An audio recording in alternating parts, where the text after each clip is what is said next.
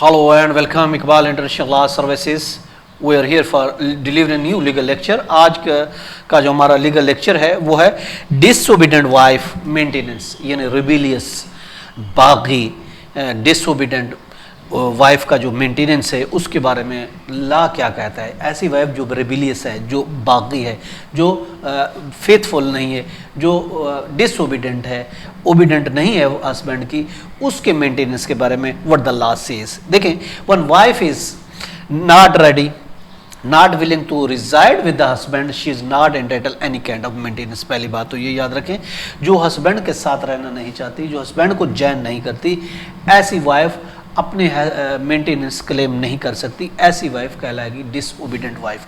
तो ऐसी वाइफ के जो अखराजात हैं, उसके जो मेंटेनेंस है, उसकी जिम्मेदारी हस्बैंड पे नहीं होगी, चूँकि वो वाइफ डिसओबीडेंट। इस पर रूलिंग बहुत सी है, वो भी हम आपको देंगे।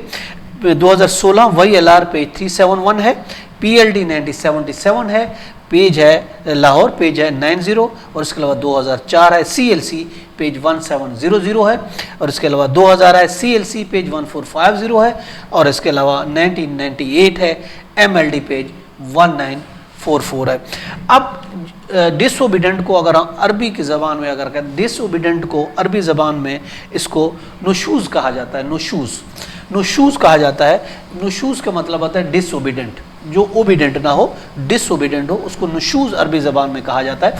तो नुशूज़ जो होती है, जब ये व्हेन द वाइफ रिफ्यूज़, अपने हस्बैंड को वो रिफ्यूज़ करती है, when the two join him, उसको जॉइन नहीं करती, और इसके अलावा रिफ्यूज़ करती है कि वो उसको टच कर सके, तो और किसी लीगल एक्सक्यूज़ के बिना, वो किसी एक वैलिड लीगल एक्सक्यूज़ के बिना वो उससे दूर रहती है, किसी भी एक कानूनी या एक लाजमी वजह के बिना अपने हस्बैंड से दूर रहती है, that wife will be called the नुशूज़ वाइफ। इंग्लिश में हमें उसको कहेंगे डिसओबीडेंट वाइफ कहा जाएगा।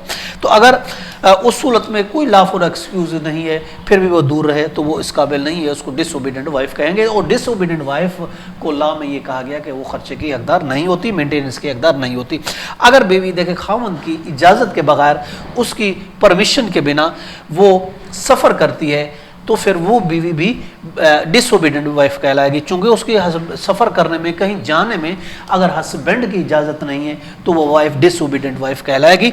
और हाँ, अगर उसके वालिदैन बीमार हैं, तो उसके वालिदैन की बीमारी के लिए, उसकी पुरसी के लिए, बीमार पुरसी के लिए तो जा सकती है, मगर इसके अलावा कहीं और जाना हो तो इजाज़त देना ज़रूरी है। अगर वो इजाज़त नहीं लेती, तो ऐसी वाइफ डिसओबीडेंट वाइफ, नुशूज़ बीवी कहलाएगी।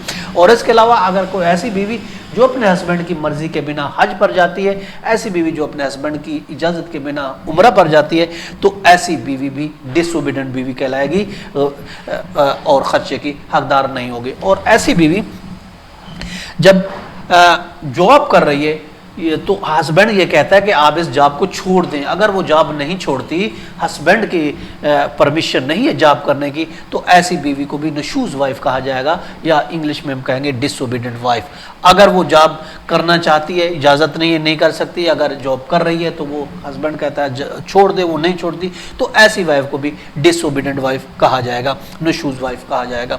अगर इसी तरीके से अगर कोई वाइफ घर में बैठ के काम करती है, वो कहती है नहीं, मैं अपने घर के अखराजात चलाने के लिए को मैं ऑनलाइन काम करना चाहती हूँ, अगर ऑनलाइन काम करना चाहती है, तो ऐसी बीवी वो डिसओबीडेंट नहीं कहलाएगी, वो वफादार बीवी ही कहलाएगी।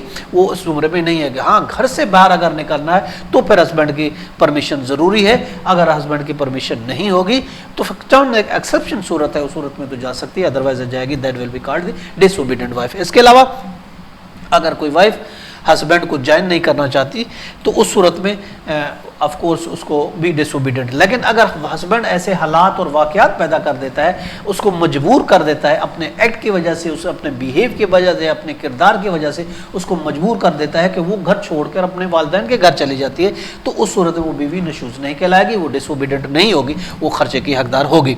और चूँकि ये उसकी मजबूरी की वजह से उसने घर छोड़ा, वरना खुशी से नहीं। अगर खुशी से चली जाती है, घर छोड़ देती है, तो फिर उस सूरत में वो खर्चा के हकदार नहीं होगी, वो डिसओबीडेंट वाइफ कहलाएगी। अगर मजबूर हस्बैंड कहलाता है, तो कर देता है कि घर छोड़ने को, तो वो फिर वाइफ डिसओबीडेंट नहीं कहलाएगी। This was today topic for disobedient wife maintenance. इसके साथ इजाज़त। Have a nice day. अल्लाह हाफिज़।